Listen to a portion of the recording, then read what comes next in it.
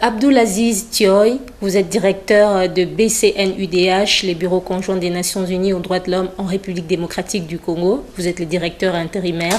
Merci de nous recevoir, de nous ouvrir vos portes pour le compte de l'actualité judiciaire. Alors, il y a quelques heures, la présidente de la CADH, de la Commission africaine des droits de l'homme et des peuples, et en même temps rapporteur spécial sur l'accès à l'information en Afrique, était ici en République démocratique du Congo, mais cette visite a été financée, ou si vous voulez bien sponsorisée, par le BCNUDH. On se demande pourquoi vouloir sponsoriser cette visite de la présidente de la CADH.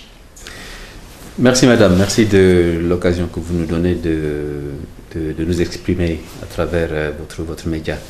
Nous avons effectivement soutenu la visite de Madame Pansi, qui a effectué une visite de 3 jours ici en République démocratique du Congo. Évidemment, sur l'invitation de la Commission nationale des droits de l'homme, donc qui est notre partenaire, parce que nous sommes Bureau conjoint des Nations Unies aux droits de l'homme, donc un démembrement de l'Office Haut Commissariat des Nations Unies aux droits de l'homme que nous représentons ici. À ce titre, nous avons dans notre mandat de renforcer les capacités et de soutenir la Commission nationale des droits de l'homme, qui est une institution nationale indépendante des droits de l'homme, créée selon les principes de Paris. Évidemment, une forte recommandation des organes des traités. Pour résumer, je pourrais juste dire des organes droits de l'homme, y compris du Haut Conseil des droits de l'homme, qui a émis des recommandations à plusieurs reprises relatives à la mise en place et l'opérationnalisation d'une commission nationale des droits de l'homme. Je pourrais aussi ajouter que cela participe aux efforts que nous poursuivons dans ce pays ici en appui aux efforts du gouvernement, aux efforts de la société civile et du Parlement pour renforcer le cadre normatif. On ne peut pas parler de protection des droits de l'homme, on ne peut pas parler de promotion des droits de l'homme si il n'y a pas du tout un cadre normatif qui définit et qui régit l'exercice et la jouissance des droits et des libertés en tant que tels. La Constitution contient des dispositions relatives à la liberté, au droit à l'information, mais l'accès à l'information, comme vous le savez, qui est une composante de la liberté du droit à l'information, fait partie de ce qu'on appelle de plus en plus les nouveaux droits. Et vous avez suivi un peu dans beaucoup de pays où cet aspect-là est revenu au devant de la scène. La Commission des droits de l'homme et des peuples, la Commission africaine des droits de l'homme, a élaboré et préparé un projet de loi modèle dont elle fait la promotion dans beaucoup de pays. Et Mme Pansi, en tant que présidente de cette commission et rapporteuse spéciale pour tout ce qui est de la liberté d'information, le droit à l'information et l'accès à l'information, était la personne la mieux indiquée, une Africaine très respectée dans son pays, Afrique du Sud, où elle a joué un rôle extrêmement important, reconnu et respecté, et qui est également respectée un peu partout en Afrique, qui pouvait venir ici et faire un travail de plaidoyer, travailler avec la CENI, travailler avec les parlementaires, la CNDH, excusez-moi, les parlementaires et la société civile pour faire la promotion de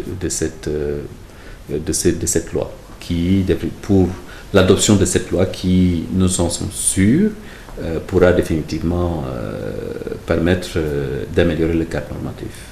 Alors pensez-vous que cette période s'y prêtait-elle par rapport à cette visite, quand on sait que la République démocratique du Congo, tout le monde a les yeux rivés au Parlement congolais en rapport avec des lois qui doivent être adoptées liées à l'organisation des élections. Est-ce que la loi d'accès à l'information et en même temps la venue de Mme Pansi qui est liée à cette loi, ne pensez-vous pas que la période ne s'y prêtait pas? D'entrée de jeu, que sa venue n'a rien à voir avec les enjeux électoraux, ni le contexte politique du tout.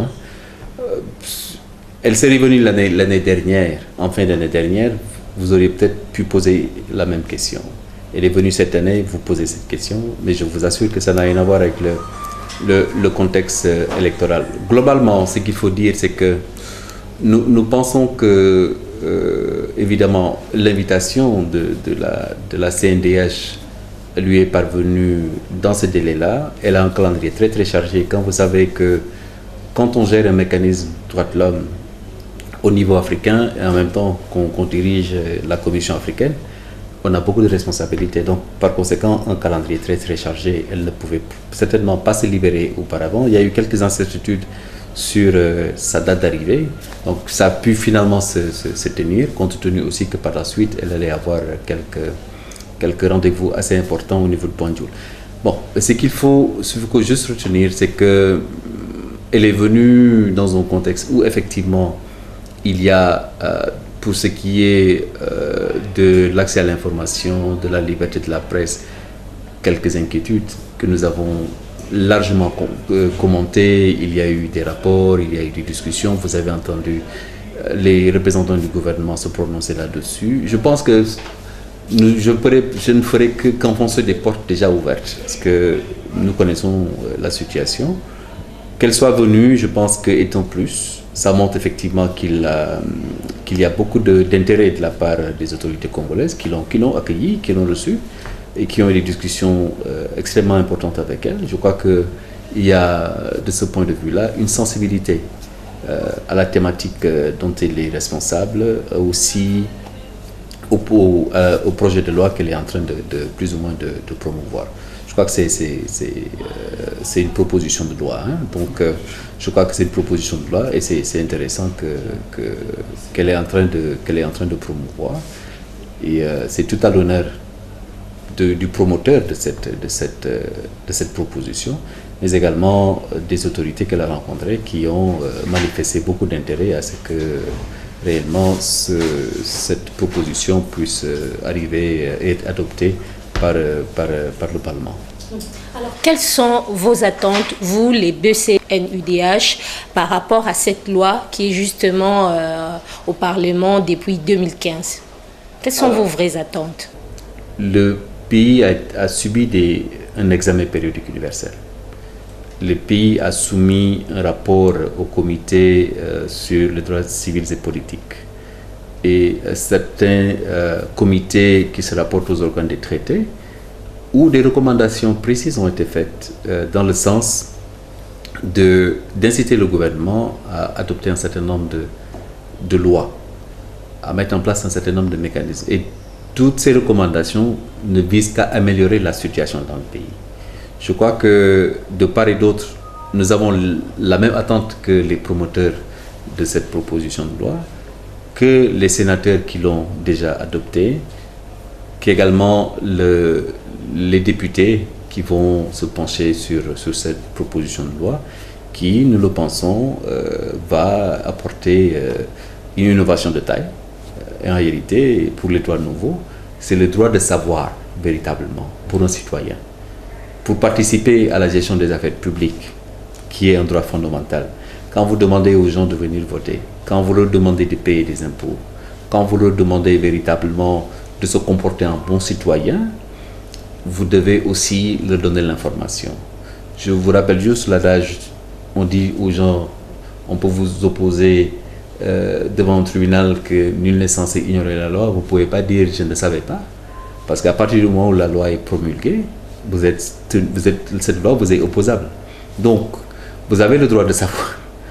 Et ça, le droit de savoir entraîne un certain nombre d'obligations. Et si cette loi n'est pas examinée au cours de cette session, croiserez-vous les doigts plutôt? Vous allez encore patienter ou attendre après on sait que déjà ça fait 2 ans que ça souffre au Parlement. Ou y a-t-il encore un lobbying qui sera encore réactualisé?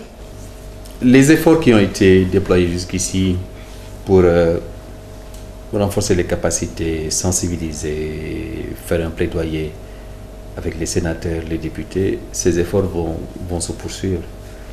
Nous n'avons pas, sans aucune pression évidemment, parce que ce sont des élus du peuple, nous ne pouvons pas nous permettre de leur mettre la pression. En réalité, nous avons un rôle technique.